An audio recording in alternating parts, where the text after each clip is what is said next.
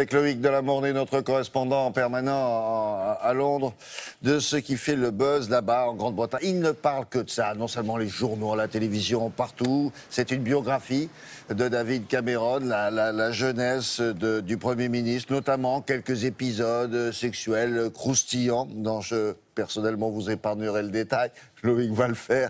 Alors c'est abondamment commenté. Cela dit, bon, Loïc, ce sont des histoires d'étudiants après tout. Pourquoi est-ce qu'ils en font tout un plat là-bas? C'est du bizutage, non?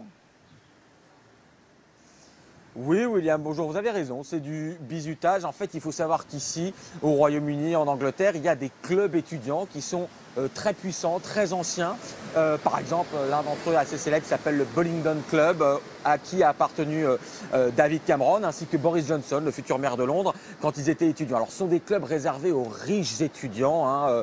David Cameron était quelqu'un de la haute bourgeoisie, et dans lesquels on ne peut entrer que si on est un homme, et deux, que si on est effectivement très riche. Eh bien, c'est dans le cadre de ces clubs qu'effectivement David Cameron se serait prêté à des jeux sexuels, alors à un jeu sexuel en introduisant son pénis dans une tête de cochon. Alors ça a été révélé dans un livre, dans une biographie qui va sortir au mois d'octobre. Alors le livre n'est pas intégralement là-dessus, je vous rassure tout de suite, mais pour l'instant, seules quelques bonnes feuilles sont sorties dans la presse, et tenez-vous bien, évidemment, ce sont uniquement ces passages-là qui sont sortis dans la presse. On nous promet que le livre parlera d'autres choses, de la guerre en Libye, également du passé de David Cameron, mais enfin pour l'instant, on ne parle que de ça, comme vous allez le voir dans ce reportage que nous avons réalisé avec Christophe Aubert et Nick Bousby.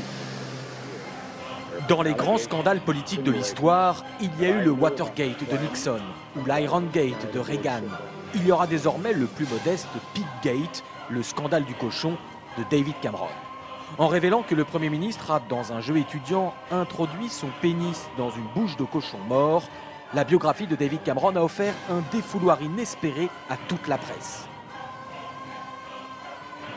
Photos détournées, comme celle-ci, qui imagine la tête d'Obama, Poutine, Merkel et Kim Jong-un quand ils apprennent la nouvelle. Ou encore, chanson grivoise avec rime en pig.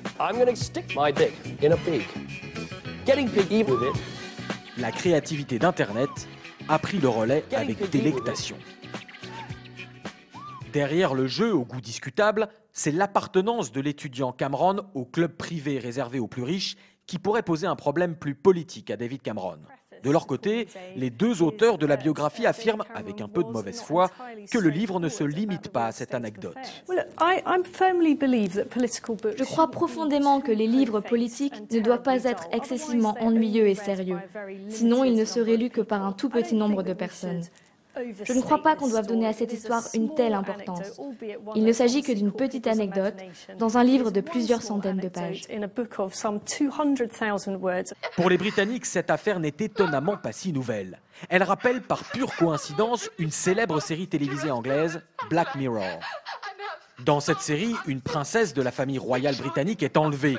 Pour la libérer, les ravisseurs exigent que le chef du gouvernement sodomise un cochon en direct à la télévision.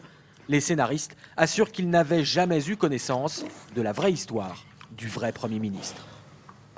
Au fond, Loïc, à qui profite le crime? Je suppose que c'est aux travaillistes, hein, parce que qu'est-ce qui a révélé cette affaire, au fond?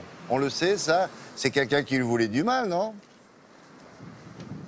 Alors, on le sait, William, et vous avez raison, vous avez une bonne intuition. Et évidemment, il y a quelqu'un à qui profite le crime, mais ce ne sont pas les travaillistes, ça vient de son propre camp.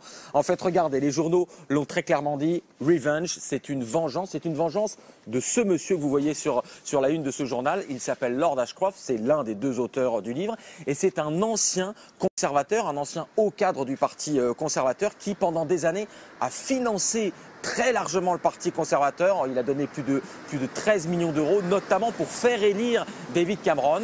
David Cameron lui avait promis qu'il lui donnerait un poste de ministre. Ce poste de ministre n'est jamais venu. Et bien donc, Lord Ashcroft, ici même, s'est vengé.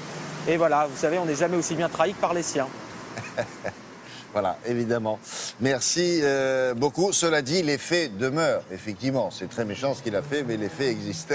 Loïc, merci beaucoup. À très bientôt cette semaine ou à la semaine prochaine. La revue de presse maintenant.